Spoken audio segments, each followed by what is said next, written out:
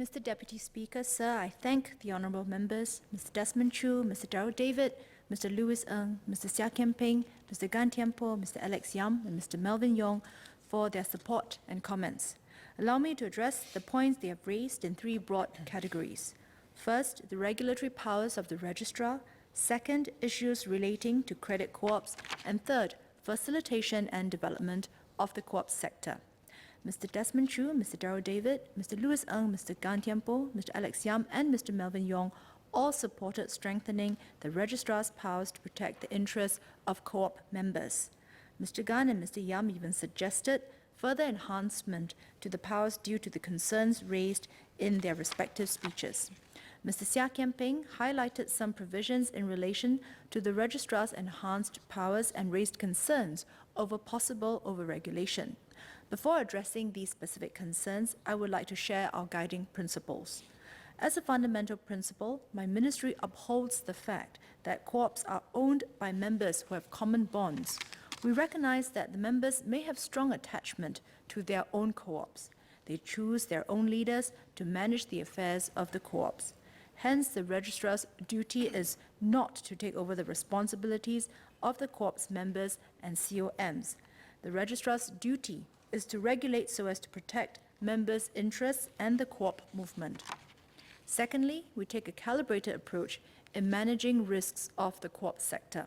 In this bill, the amendments largely focus on strengthening our regulatory oversight of credit co-ops as they take in deposits and grant loans to members. We need to ensure members' deposits and interests are protected. Credit co-ops are already subject to governance and prudential requirements. The majority of them are complying with or are making good progress in meeting these requirements. However, there are still gaps when it comes to dealing with situations of mismanagement, misconduct, distress, and crisis. Hence, instead of imposing more stringent control requirements on all credit co-ops, we have decided to strengthen the registrar's ability to protect the members' interests in such extreme situations.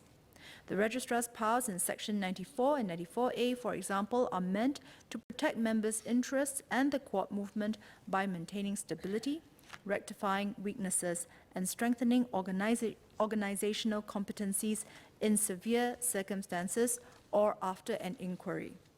Thirdly, the registrar will intervene and act to protect only as a last resort.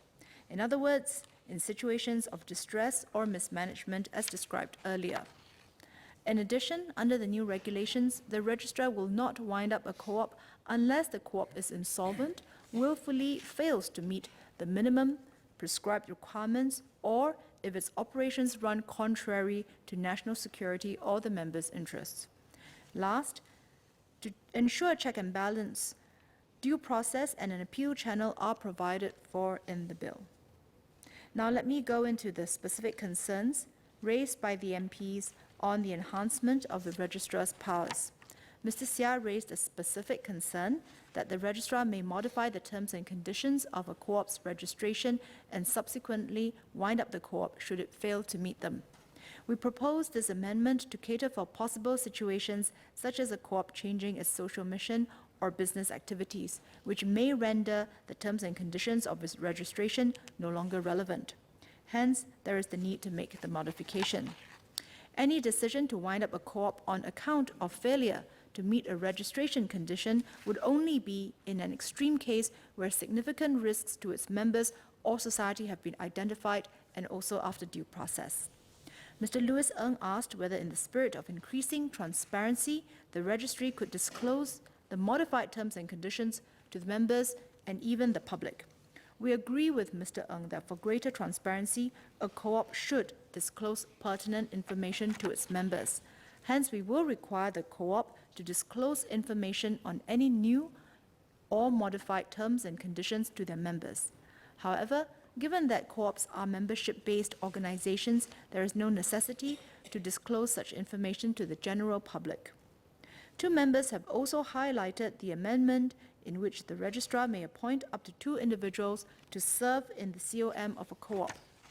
as COMs of credit co-ops should possess requisite competencies to oversee the co-ops effectively, Mr. Gan suggested that a co-op or the registrar should be allowed to appoint more than 2 new members.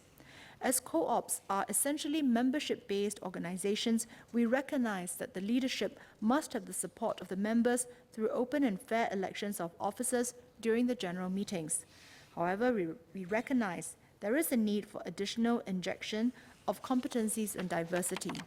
Hence, we provide the flexibility for a co-op and the registrar to appoint up to 2 new members with no veto power and on a temporary basis to serve until the next AGM. Mr. Sia is correct in his assumption that this would only be done in exceptional cases. If the COM lacks certain capabilities, the co-op should find competent persons to serve on the COM. In fact, we allow the co-op to appoint up to 2 members to serve on the COM. If they are unable to find such persons on their own, the registrar may appoint up to 2 individuals to serve in the COM to ensure compliance with the requirements or proper management of the co-op. Mr. Darrell David asked what guidelines or criteria would be applied before the registrar acts to remove a committee of management and appoint 1 or more individuals to take over the management and administration of a co-op. Such a protective measure would likely only be undertaken after an inquiry has been conducted or there is evidence demonstrating that the actions of the COM has put the co-op in a vulnerable or risky state, or that there has been mismanagement. We hope that should such a need arise, there are respected individuals from within the sector who would step up to take on such a role. We are first and foremost looking for individuals with integrity and the necessary competencies and knowledge of the sector. We would also seek inputs from our stakeholders, including the industry body, the Singapore National Cooperative Federation, or SNCF in short, and the Central Cooperative Fund, or CCF, committee. The involvement of the registrar in this regard aims to stabilize the co-op and maintain members' confidence. We believe it would provide assurance to members, especially in times of distress or crisis. Mr. Louis Ng raised a concern on whether extended powers are necessary. I've earlier mentioned that we are concerned about situations of mismanagement, misconduct, distress, and crisis. Hence, we have decided to strengthen the registrar's ability to protect the members' interests in such circumstances, one of which is to ensure that the registrar can properly investigate into matters which led to or caused these situations. The registrar would exercise the power of search and seize if there is reason to suspect that an offence under the Act has been committed. In addition, the registrar must have reasonable cause to believe that the document or item is necessary for the purpose of obtaining evidence of the offence. This power is especially critical to enable the registrar to uncover the truth and act swiftly, particularly for credit co-ops where a crisis situation could cause a run and adversely affect the sector. I'll now move on to the next set of comments and queries on credit co-ops. Mr. Melvin Yong asked about the relevance of credit co-ops in this day and age. My ministry believes that there is still a place for credit co-ops in Singapore. Notwithstanding that the membership base of credit co-ops is fairly small and has remained relatively stable in the last few years, credit co-ops still play an important social role in serving their members, especially so in promoting savings and giving loans at affordable interest rates to members in need.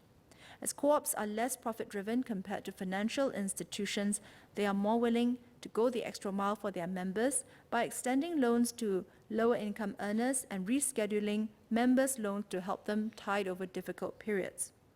Given the self-help element and social objectives, co-ops are regulated by the Registry of Cooperative Societies under MCCY. Many credit co-ops members are Singaporeans who can ill afford to lose their savings in the credit co-ops. Hence, it's necessary to ensure that their deposits are prudently managed. Sir, I'm reassured by the members' support for a framework to uplift the governance and competency level of the credit co-ops, COMs, and key employees. As leaders of credit co-ops, the COM members and key employees have a responsibility to act prudently and be accountable to the members. In order to properly discharge their duties, COM members and key employees have to be competent and undergo relevant training. In expressing support for raising the governance of credit co-ops to better protect members' deposits, Mr. Darrell David, Mr. Melvin Yong, and Mr. Desmond Chu have asked for more information on the training and qualification requirements that will be introduced for the COM members and key employees of credit co-ops and how these will be enforced. Additionally, Mr. Chu asked about the assistance provided to co-ops in view of the possible additional administrative costs.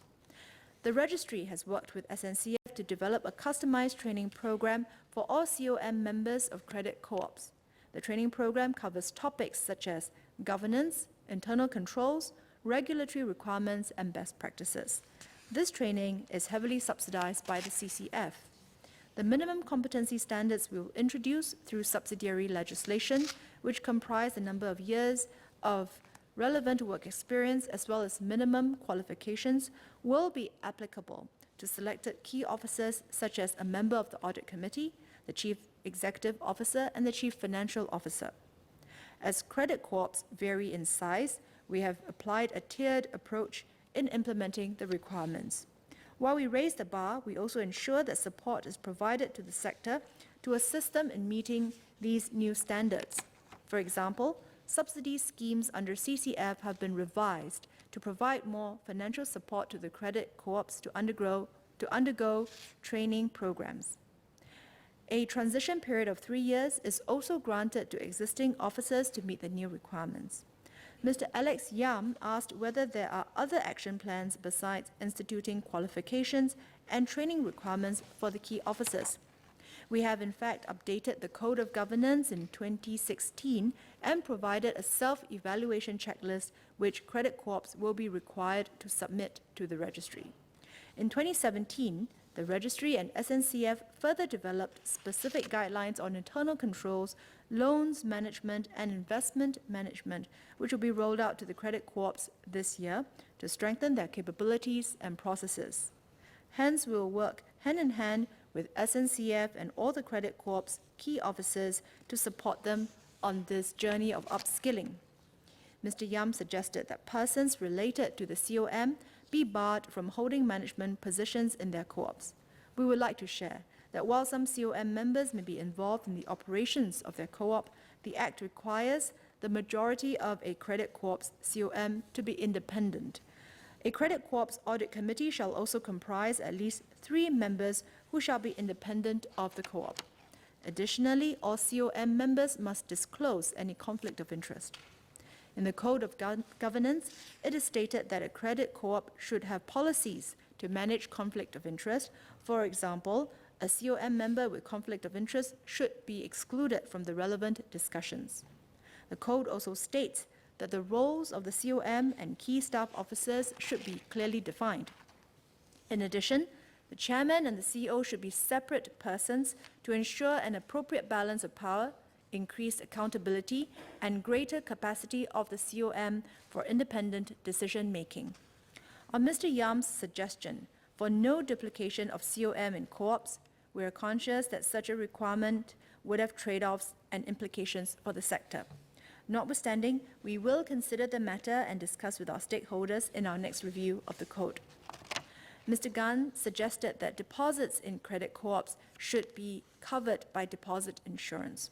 The Deposit Insurance Scheme, or DIS, is unable to cover credit co-ops as they are not part of the banking system. We would like to assure Mr. Gan that while there is no DIS for credit co-ops, we have put in place various prudential and governance requirements to instill financial prudence and manage the risks of credit co-ops. Mr. Yam asked if the records of co-ops will be audited. All credit co-ops' financial statements will be externally audited. In addition, they will undergo special audits conducted by the registry. Mr. Desmond Chu has asked how much time credit co-ops will be given to ensure that processes are in place. The special audits are primarily governance and internal controls audits aimed at helping credit co-ops identify gaps and lapses in their operations and existing processes. Co-ops will be provided recommendations on how to address the findings and strengthen their operations. The Co-op's COM will thereafter propose their management action plan and proposed timeline in the audit report, which the registry will monitor. Mr. Chu also asked about the bad debts of credit co-ops. For loans granted by credit co-ops, the bad loans written off for financial year 2016 was about $2.3 million, which is about 1% of the total outstanding loans. In writing off the loans, credit co-ops follow the financial reporting standards and their own internal policies. Mr. Melvin Yong and Mr. Alex Yam asked about introducing ranking or rating systems on the credit co-ops. As membership-based entities, there is no public ranking or rating of the credit co-ops. Members should be aware of their co-op's information through the co-op's websites, annual reports, and audited financial statements, which are tabled at the annual general meetings. Members can raise questions regarding co-op's matters during these meetings. If there are adverse findings on any co-ops, appropriate information will be shared with members by the registrar. Mr. Louis Ng suggested including punitive measures should a credit co-op not comply with the requirement to provide information under Section 32C. We would like to clarify that this would be captured under Section 100 of the Co-operative Societies Act, whereby it is an offence if a co-op neglects or refuses to do any act as required. Lastly, I greatly appreciate my colleagues' recognition of our efforts to facilitate the operations of co-ops and support us on our amendments to further develop the co-op movement. We agree with Mr. Melvin Yong that there is potential for growth for co-ops in the social services, and we hope to see them playing a bigger role in the community. Through this bill, we have introduced some key changes to further develop the sector. These include, for example, reducing the minimum number of individuals to form a co-op, as well as reducing the age limit for COM members, which will help bring in more youth leaders into the movement. We will continue to review our regulatory and administrative requirements to ensure they are facilitative for the setting up and operations of cooperatives. We will also continue to work closely with our stakeholders, SNCF and the CCF Committee, to further develop the sector. SNCF, as the industry body of co-ops, is funded by the CCF and has various programs to build awareness and promote the co-op movement. These include roadshows, educational talks in schools, cooperative-related competitions, scholarships, and other outreach programs. The CCF also provides grants to assist eligible new co-ops with their startup costs. For existing co-ops, there are CCF grants and schemes to develop their capacities and capabilities to help them develop and grow. They include grants for training of cooperative officers, purchase of IT systems, upgrading of office premises, audit fees, marketing, and accounting services. I would now like to address some specific queries regarding the amendments to facilitate and develop the co-op sector.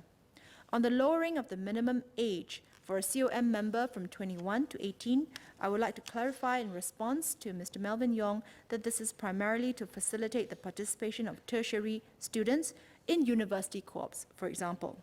As an effort to rejuvenate the co-op movement, the industry body has been ramping up youth outreach to raise awareness of the co-op model of enterprise. Even though younger members may lack business and management experience, I believe they can contribute in other ways at the board level by developing strategies on the use of social media to reach out to new markets, for example, extending new services to members, or to understudy experienced and competent leaders as part of succession planning. On the replacement of the term manager with chief executive officer, we would like to clarify that there has been no change in policy. Mr. Sia can be assured that the CEO may be assisted by his staff or agents as appropriate, such as the CFO. But the CEO will retain the overall responsibility for the proper running of the co-op. Mr. Sia also proposed for the voting of election or removal of officers by a show of hands instead of secret ballot. The requirement of the secret ballot is, in fact, to protect the interests of individual members. A co-op is different from companies as the members know each other from a common bond or interest. Being in the same community or organization, some may fear possible negative repercussions should their vote be known to other members. We understand that a secret ballot may not be necessary for co-ops with mainly institutional members, for example, and hence have been amenable to granting exemptions upon request. Mr. Seah also noted that under cooperative legislation, co-ops may only pay dividends from the current year's surplus. He has asked for this bill to allow co-ops to draw down on past reserves. Given its social mission, a co-op should be prudent, especially when it has made a loss. It should not incur additional expenditure by declaring dividends and eating into its reserves. We acknowledge Mr. Seah's argument that notwithstanding a co-op has made a loss in a financial year, it could in fact have positive or healthy accumulated reserves. The definition of what constitutes as healthy reserves, however, may be subjective. Notwithstanding, we are prepared to relook this matter as part of the next review of the legislation. Mr. Desmond Chu inquired on whistleblowing policies for co-ops. In the Code of Governance, the COMs are advised to implement a whistleblowing policy for staff and any other person to raise concerns about possible improprieties in confidence. Mr. Deputy Speaker, sir, my ministry takes a balanced approach in our regulation of the co-op sector, which is reflected in the bill today. While we strengthen our regulatory oversight of credit co-ops, we are mindful not to burden the sector with additional compliance costs where possible. We put forth the competency framework for the key credit co-ops officers and enhance the registrar's abilities to act and protect the members' interests in severe circumstances. This is especially pertinent in the case of credit co-ops where panic among members could cause a run on deposits, for example. At the same time, co-ops are still relevant and they are an important form of social enterprise which contribute to our nation's social and economic fabric. Hence, our legislation makes it easier to set up and operate co-ops.